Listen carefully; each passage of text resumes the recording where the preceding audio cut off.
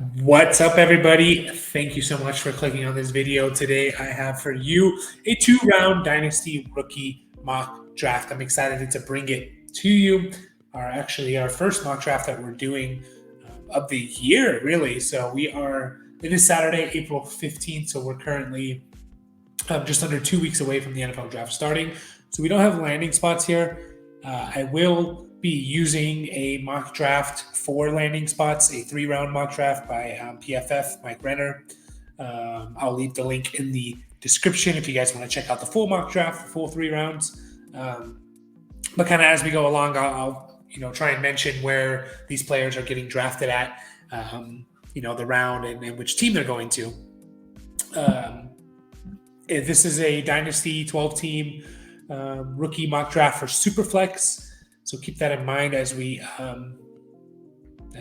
go through this mock draft. Sorry, just getting it set up here for you guys. And I'm going to share my screen. We're just going to get right into it. I'll kind of describe my thinking behind each pick. And this is just where I think these players should be going. Of course, if you disagree, let me know. Leave it in the comments. I'm up to hearing what you guys think and where players go. So with the first overall pick, this guy's been the first overall pick since September or since the 2022 NFL draft finished, it seems like. And that is, of course, Bijan Robinson.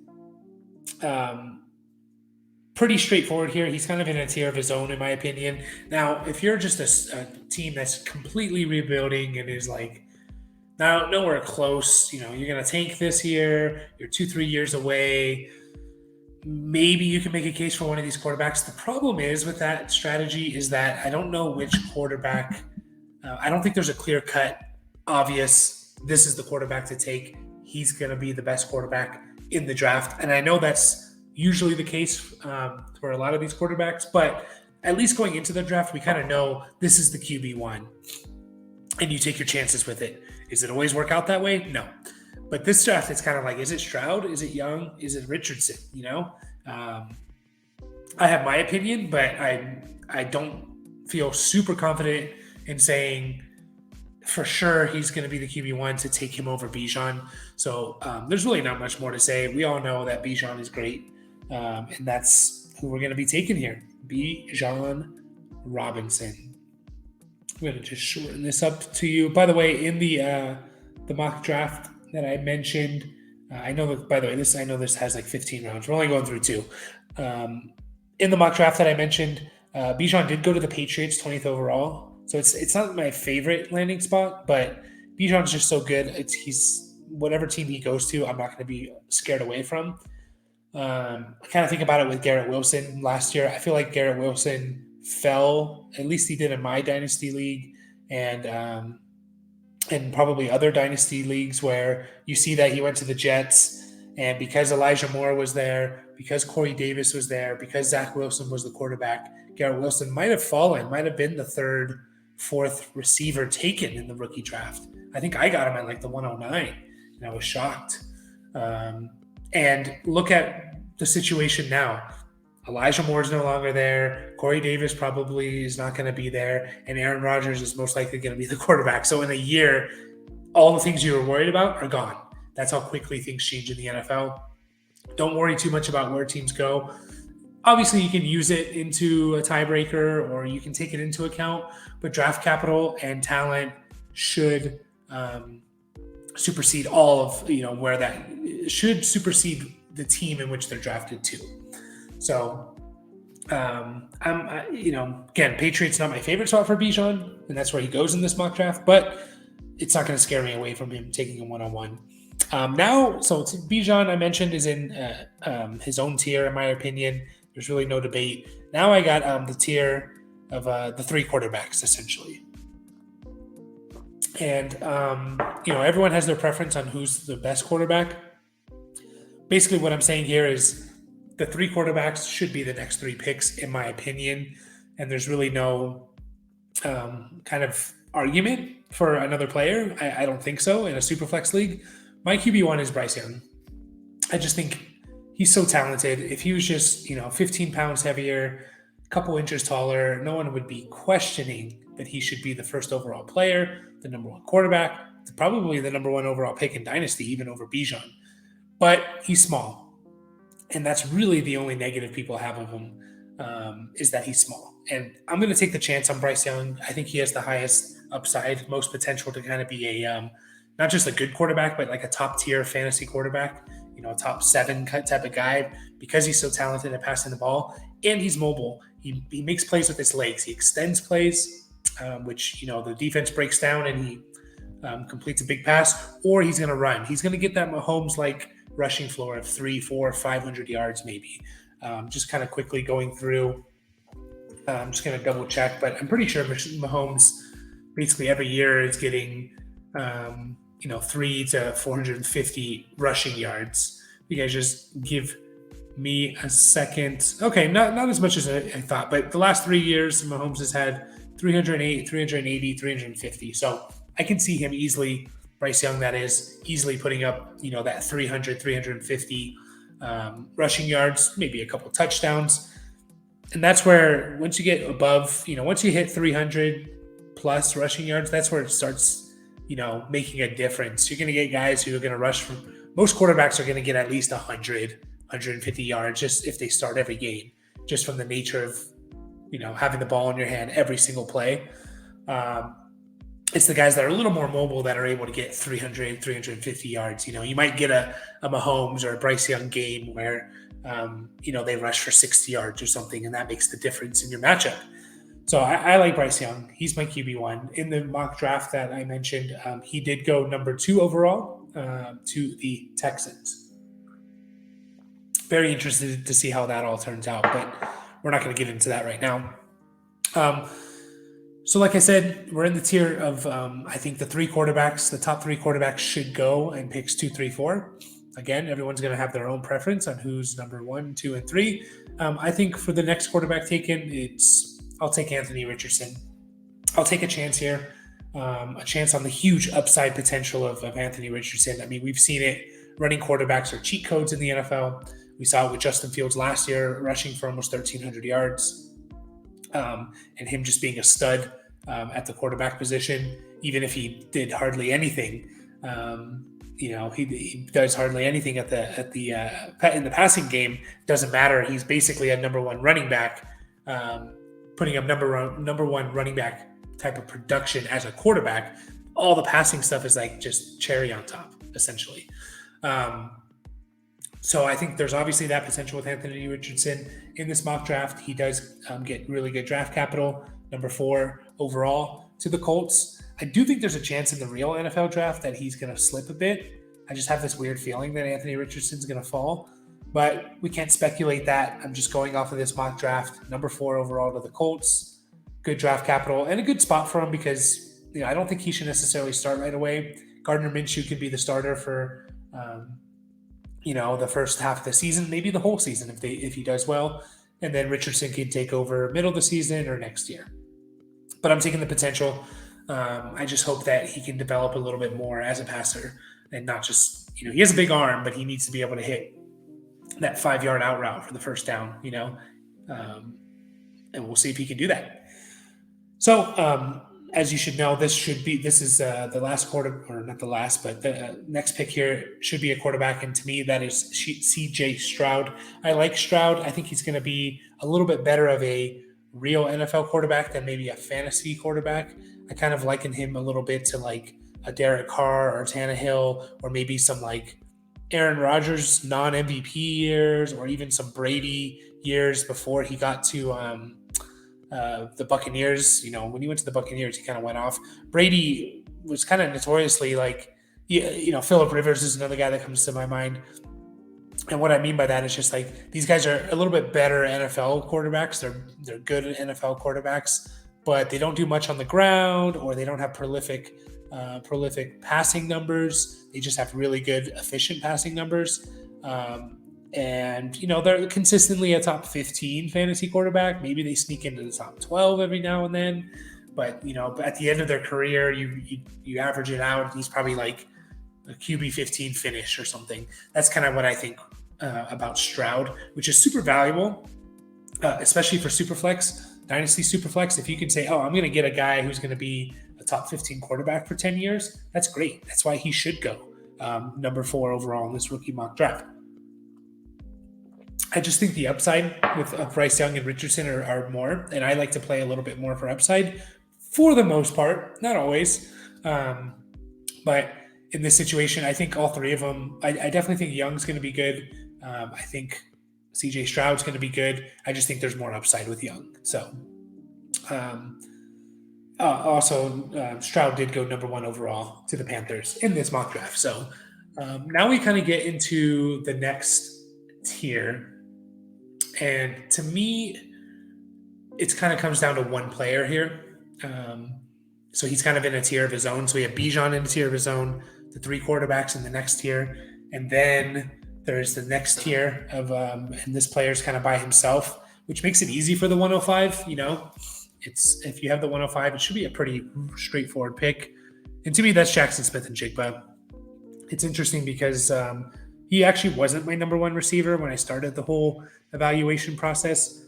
But as I've progressed and as I've just watched more of him and read more about him, I do think he's the safest receiver, maybe safest prospect in this draft. I just think like his floor to me is just like a consistent wide receiver 2 especially PPR leagues, because he's going to catch a lot of passes. So his floor is kind of like wide receiver 20 in my opinion, which is a wide receiver 2. And his ceiling is like a Keenan Allen type of career of just like consistency for almost 10 years, when healthy, of just being like a top 12, top 14 wide receiver. Is he going to be a top 5 receiver? Probably not. I just don't see that in his profile.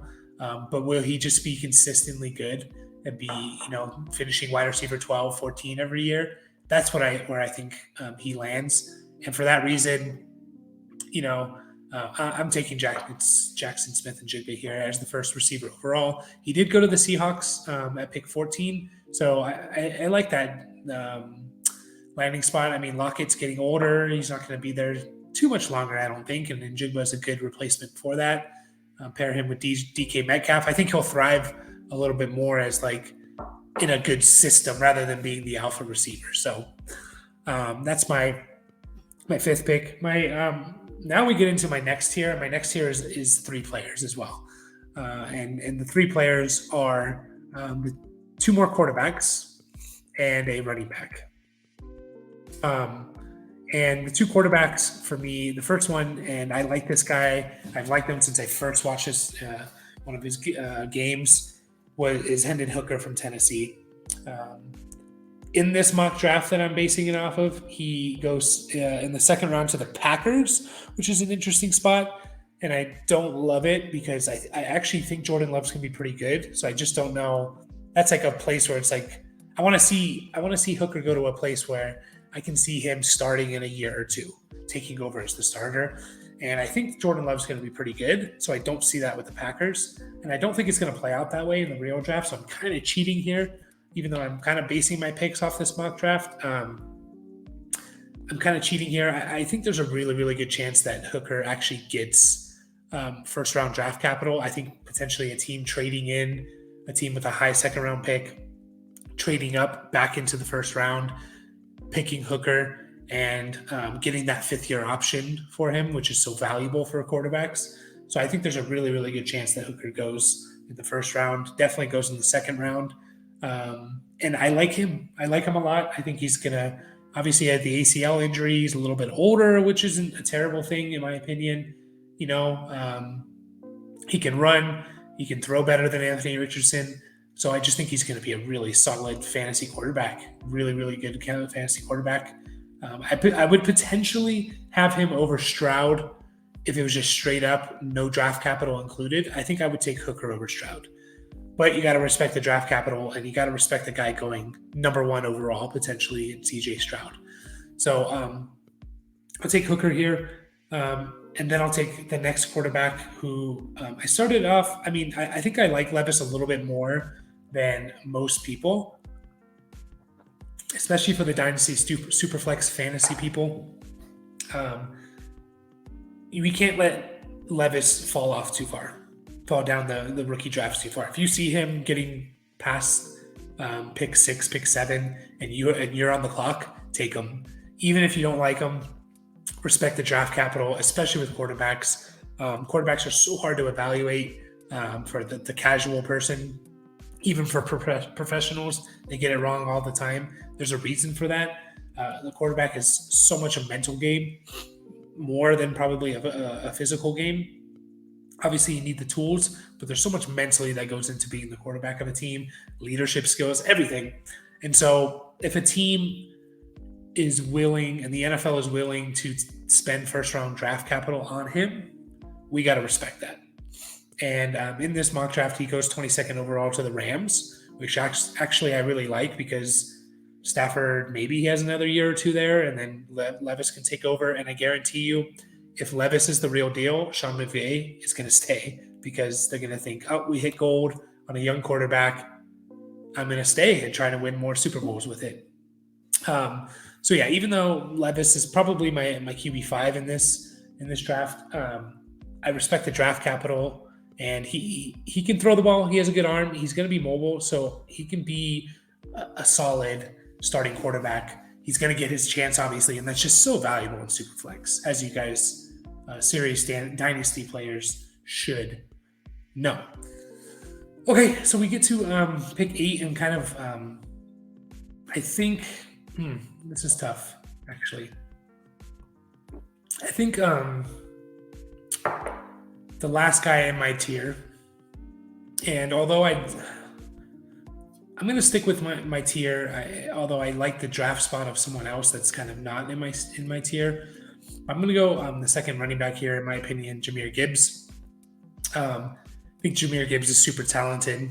Obviously, extremely talented pass catcher, explosive, 4.36 speed, great with the ball in his hands, great in space.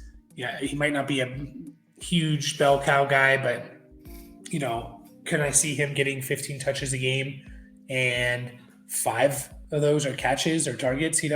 Yeah, I can. And I'd rather, I'll take 15 touches with 5 catches over 20 carries any day of the week, just because the catches are so much more valuable, especially in half and full PPR leagues.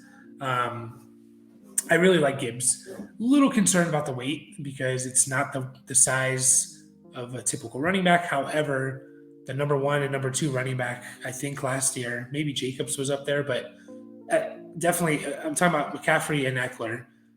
They either finished 1-2 or 1-3 or 2-3, wherever they finished in the top 3. I'm pretty sure McCaffrey and Eckler both kind of undersized running backs. So we obviously see that it can play. We can obviously see that if you're talented enough, you can be, despite your size, you can still be very productive. And I love where he went in this mock draft to the Dolphins, second round draft capital, pick 51 to the Dolphins. I love that for Jahmyr Gibbs because he has Mostert there. He has Jeff Wilson there, both older guys that I think as soon as he's drafted, Gibbs is the best running back on that team. And Mike McDaniel is going to know how to use him and use him properly, put him in the best position possible to use his skills. So I love that landing spot there. So Gibbs is kind of the end of this tier along with Hooker and Levis, in my opinion. And then we have the last 4 picks. And there's definitely 2 receivers in here, potentially more. But a guy I really like, and I was even thinking about, should I take him over Gibbs? Because I love where he went. That's Jordan Addison. Jordan Addison in this mock draft went to the Vikings at 23 overall, the first round. So he gets first round draft capital, and I love the team he goes to. I don't think Jordan Addison's going to succeed if he's the alpha, the only receiver. I just don't think that's in his game. I think he's a really good wide receiver too. Same for fantasy purposes. I think he's a really good wide receiver too. And he goes to the Vikings, a team that's going to pass the ball 60% of the time. There's an alpha there in Justin Jefferson, so he's never going to have to worry about the top corner covering him. I love it. overall, I love the draft capital. I love his draft position. Jordan Addison at the 109 there. And I've seen him mocked to the Vikings. Probably like the most common spot that I've seen Addison mocked to is the Vikings. Next is I'm going to take another receiver here. And he was actually my favorite receiver when I started the process. And I've soured on him a bit, but I still like him. And that's Quentin Johnson. You can't deny that the guy has a lot of tools, the speed, the size, the yards after catch, the flexibility and bend in his yards, in his yak, and having the ball in his hands. And especially in this draft class, which is full of smaller receivers, Quentin Johnson is one of the bigger ones. So you can't deny that. And I think, honestly, I do think he has like the highest potential to be, or the most potential to be like a top 5 fantasy receiver. I don't think Addison is going to be that. I don't think Jackson Smith-Njigba is going to be that. I think Quentin Johnston has the best chance to be that, but I also think he has kind of like the lowest floor as well. I wish he was a little better at the catch point, contested catches, especially given his size. You're not going to just yards after catch unless you're special like AJ Brown. Yards after catch are a lot harder, obviously, to come by in the NFL. You're going to have to make a lot more contested catches at the catch point, and I want to see that better with Quentin Johnston, and maybe he can be. Who knows? But I'm actually, if I'm at the 110, I'm kind of ecstatic to get Quentin Johnston at the 110. He does go to the Lions with pick 18, which is interesting because they have Amon-Ra St. Brown established there. They drafted Jamison Williams there last year. Obviously a very talented offensive coordinator, so I don't hate the spot. And I think because the offense is so good, and if Quentin Johnston improves kind of at the catch point, he could put up like an 8 touchdown type of season with 700-800 yards, which is fantasy relevant. And again, we talked about it with the Jets last year and Garrett Wilson and why people were afraid of him, and all of that changed in a year. Things change so fast in the NFL. I'm not going to worry about necessarily where he goes to. I'm going to worry more that he was picked 18th overall, and I'm going to respect that landing spot. So I'm ecstatic. If I'm team 10, I'm really happy to get Quentin Johnston at 10 because I think he has the chance to be the best player in this entire draft. And there's not many players you can say that about, in my opinion. Now things get a little interesting after those 2 receivers go. Just kind of looking through the mock draft here, make sure I don't forget anyone. I'm going to take a couple guys that I really like. One of them that I'm pretty high on, and I hope he goes to my team, actually, the Chargers, is Zay Flowers. Zay Flowers in this mock draft went 30th overall to the Eagles. Again, we think, Eagles. AJ Brown, Devontae Smith, Dallas Goedert, they run the ball well. Like, what's he going to do there? And maybe his first year, he doesn't do much. But just the nature of the NFL these days, I mean, Devontae Smith, what is he, going into his 3rd year, right? Yeah, he's going into his 3rd year. And, you obviously have the 5th-year option with Devontae Smith, but if the Eagles feel like after this year, or even after 2024 season, they're not going to pay Devontae Smith, they're probably going to trade him. This is all speculation, but and they kind of go with the younger guy that's on a rookie contract. That's kind of the way you win, right? You constantly recycle these players, and you find a lot of good players on rookie contracts, so you don't have to pay too many players. You pay the important ones like Jalen Hurts. So Zay Flowers, really, really like him. I think he's just kind of like a movable weapon, and I think he's going to fit perfectly in a team that has like 1 or 2 established players already, and he's just going to be such a good football player. He's going to be so good for your NFL team. You're going to love him. Fantasy-wise, maybe that first year going to the Eagles, not so much. We'll see after that. Once you get here, guys, once you get to pick, the end of the first round, a lot of these guys become like crapshoots, of if they turn out or not. 50% maybe. 50% of them turn out, 50% don't. So I'm taking my shot with Zay Flowers. I like the talent. You can't touch the guy in a phone booth type of players. So um, now, man, things get a little more interesting here. I think I'm going to go.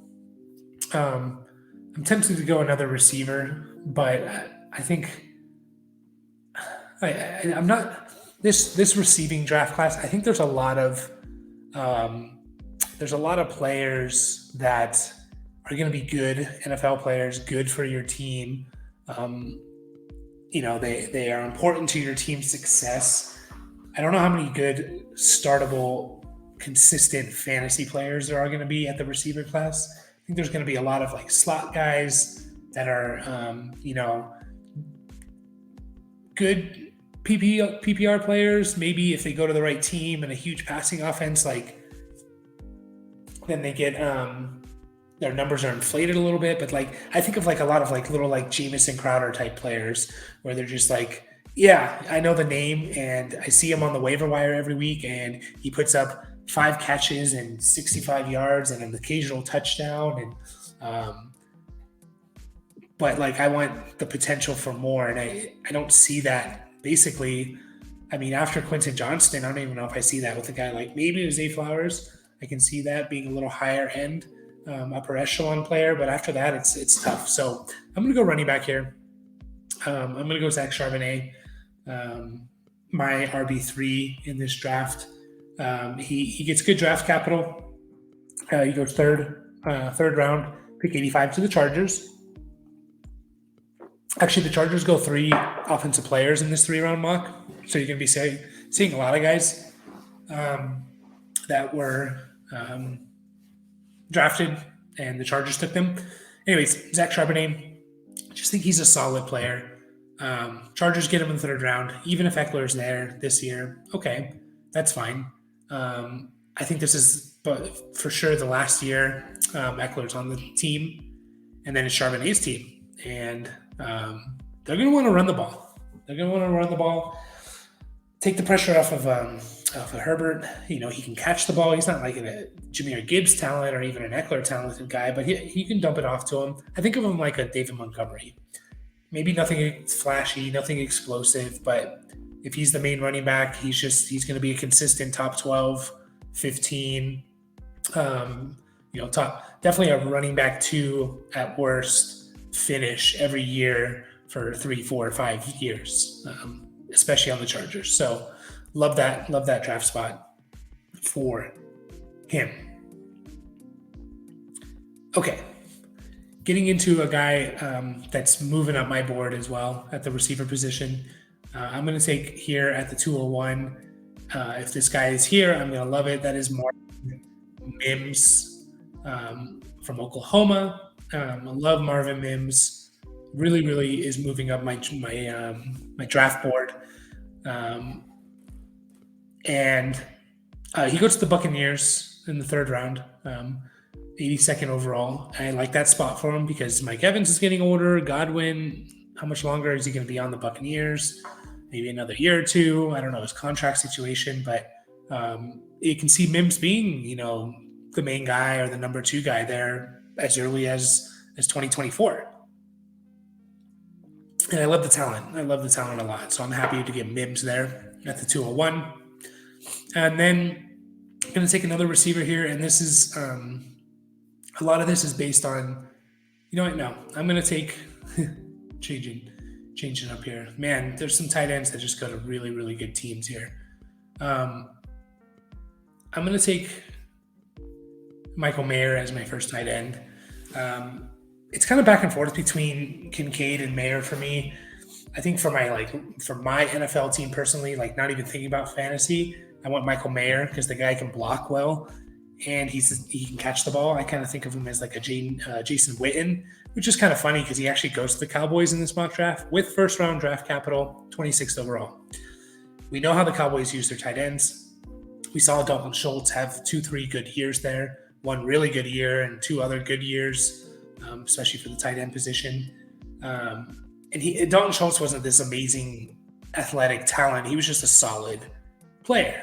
He was drafted in the 4th round. Michael Mayer is a step above athletically to Dalton Schultz. He can block really well, which means he's just so versatile in what you can do with him. And I could easily see him stepping in. And, I know Brandon Cooks is there, but maybe not next year because tight ends always take at least a year or two to kind of start to get going. But I can see him stepping in 2024. He is the number 2 target on that team next to CeeDee Lamb. Love it. Love where he went there. Yeah. Even though Kincaid did go higher in this draft than him, but I'll save that for later because I'm sure Kincaid is going to get drafted. Next up, I'm going to take wide receiver Jalen Hyatt. Now, I'm not a huge Hyatt fan. Excuse me, guys. I'm going to grab my charger. I'm not a huge Jalen Hyatt fan, personally. I'm a little concerned that he kind of only broke out his last year in college. It's kind of like, where were you before? The way he was used in college, he's not going to do that. He's going to have to do more in the NFL to be a fantasy relevant receiver.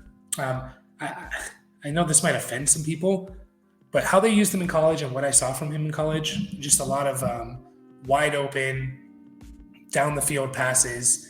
And yeah, part of that is him getting open with his speed, but also part of that is just you're in college and the offensive system. Tennessee was a really good team. I kind of think of him like a Quez Watkins, like a slot receiver, a third slot receiver who stretches the field.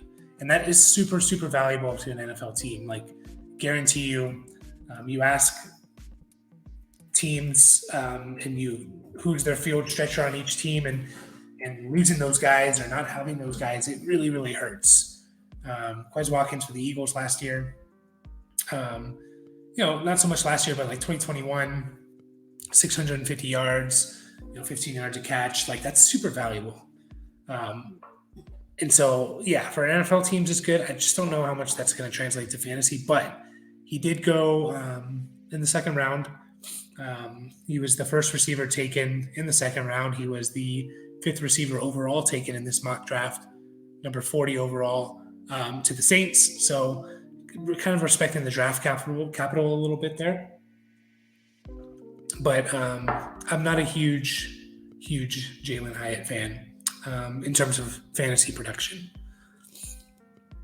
But I will take that chance. There is that chance that, no, this dude's a stud, right? Yeah, I mean, the guy put up crazy numbers in college last year. So there's that chance. There's that potential a little bit there. So that's the reason why, actually, I took him over the next receiver that I'm going to take. And that's, let me just double check, make sure I'm not missing anyone here. Yes. You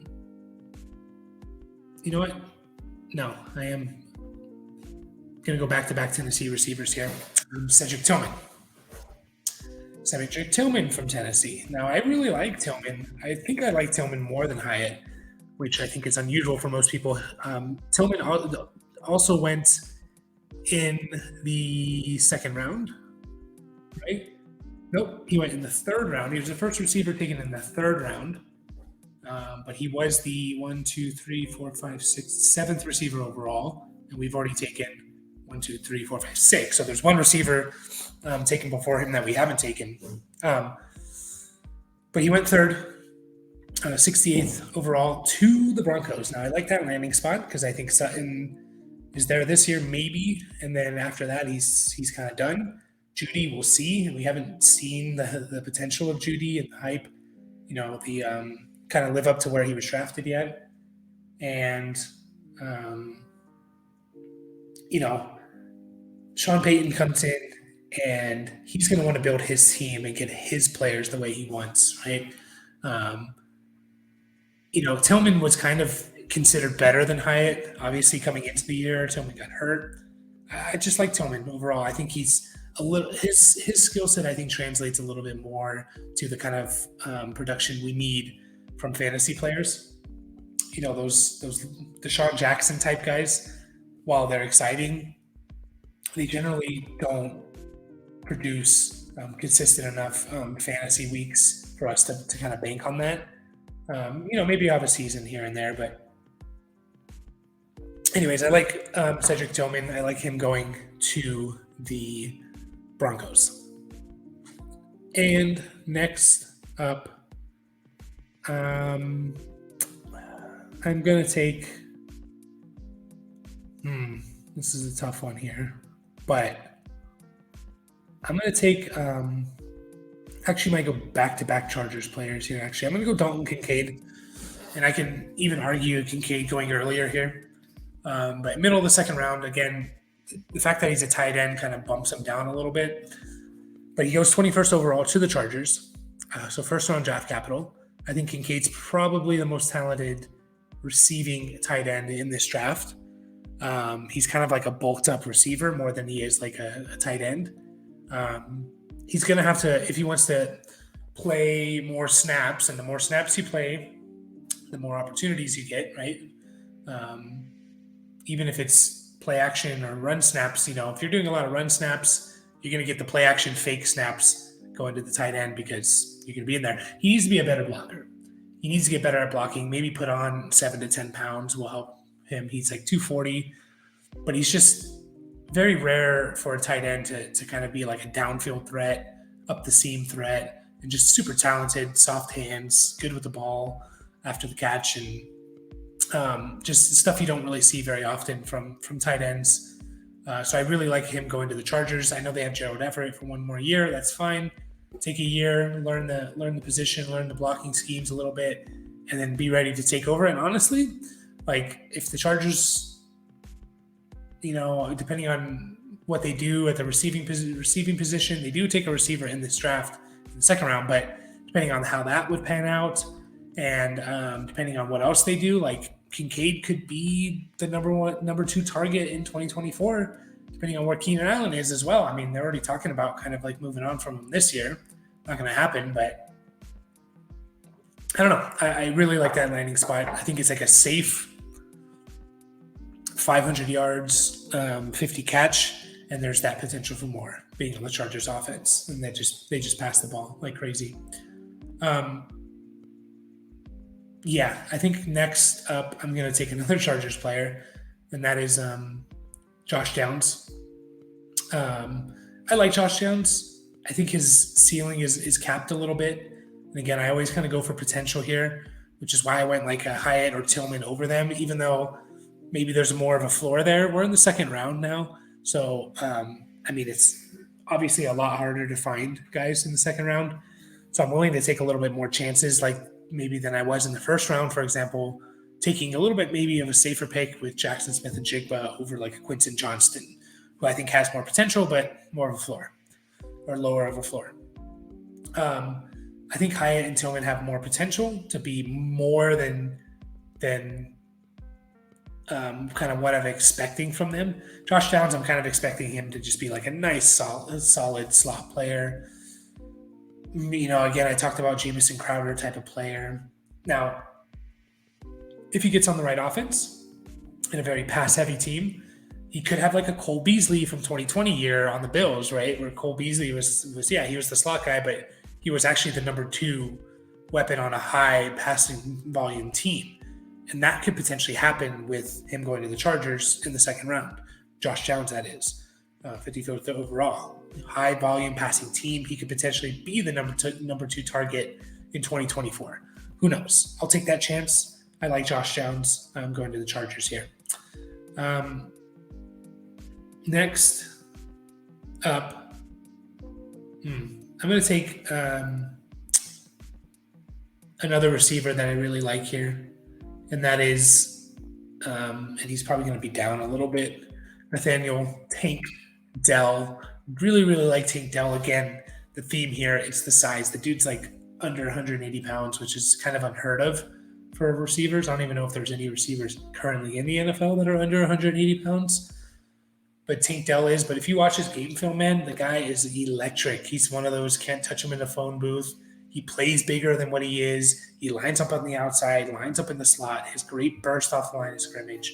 He was a legitimate red zone threat in the NFL, which is strange considering he was only, he's a small guy. I really, really like him. I think he can be a really good wide receiver too. Now, he goes to the Dolphins, 82nd overall in the third round. 84th overall. And I actually like that landing spot for him. Of course, Tyreek Hill's there. Of course, Jalen Waddle's there. That could change, guys. That could change very, very quickly. And a team wants to save money, not pay him all this money to 2 receivers. Hey, we got this guy Tank Dell we really like on a rookie contract for the next 3 years, 4 years. Let's just roll with him as our wide receiver too, because we're paying him nothing. And that's more valuable because we can go out and pay a bunch of other players. So, I like the offense he goes to a lot. Love that offense. They're going to set him up in the perfect spot. So I really like Tank Dell here. I'm going to get back into the running back pool here. And actually the only other running back that went in the third round or in this 3-round mock.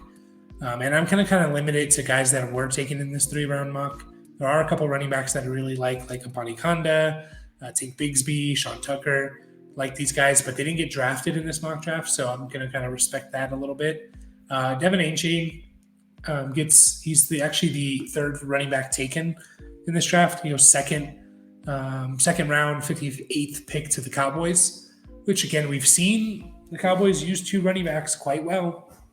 And maybe that's the guy they want to pair with Pollard. And if that's the case, we've seen Pollard and Zeke both put up productive years.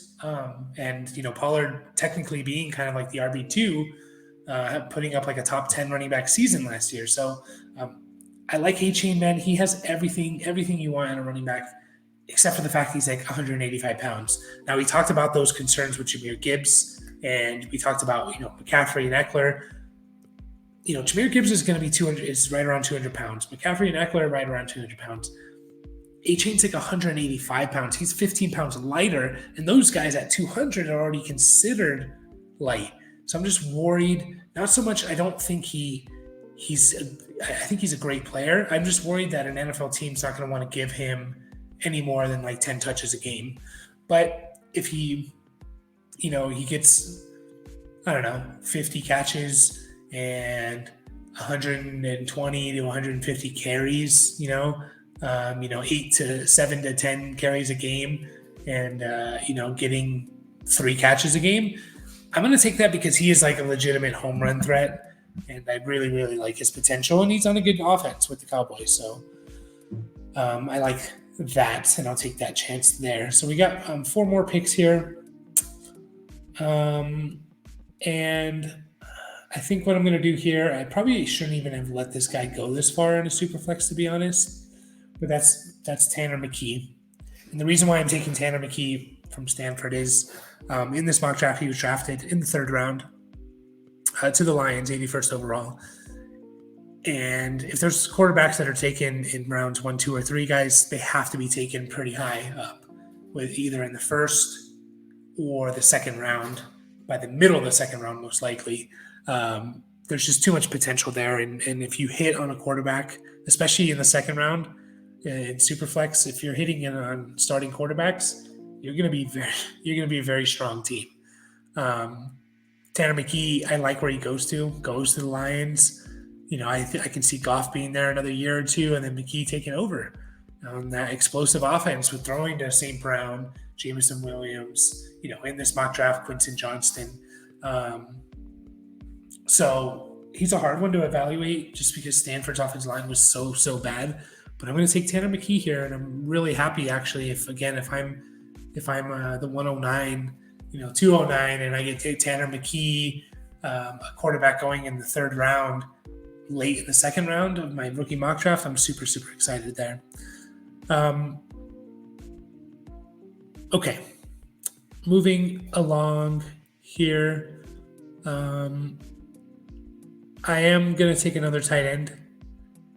And I am going to take, actually, Luke Musgrave. I really like Musgrave. I think he's my tight end 3 in terms of fantasy. I think it's either Kincaid or Mayer, Kincaid. I haven't decided. And then it's Musgrave, Oregon State. This dude, even though he missed most of the year last year because of a knee injury, this guy has a lot of talent. He's fast. He's bigger than Kincaid. He doesn't have as soft as hands, and that's a little concerning because like you want your tight ends to kind of be security blankets, and he can work on just being a better overall pass catcher. But man, this guy has a lot of talent. He can beat you deep. He can kill you intermediately. He's a willing blocker. I really, really like Luke Musgrave, and I like that he went to the Bengals in the second round, 60th overall. And, Bengals have Irv Smith there, but other than that, honestly, I really like that. You're on a really good offense, most likely a high passing volume offense, and his floor is kind of Hayden Hurst, CJ Uzama, floor of 500 yards, 50 catches, and then he has more of a ceiling. If he is a legitimate tight end, then he could be like the number 2 target for the Bengals if they move on from Higgins. And if Musgrave is legit, you just gotta, the number 2 target at the tight end position for the Bengals, and that's fantastic. So, 2 more picks here, guys, and I'm gonna take my chance here on another player from Stanford, actually, and he's gonna be far down this list, so I'm gonna type him in. Michael Wilson. Michael Wilson, unlike the common theme with a lot of these receivers in this draft, Michael Wilson is not a small guy. He's 6'2", 210.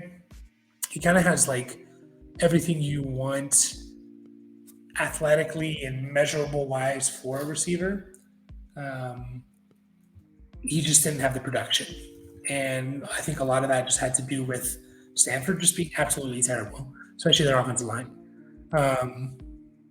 So he runs a solid 40. I think he runs in the 4.5s. He's a bigger receiver. He can go up and get the ball.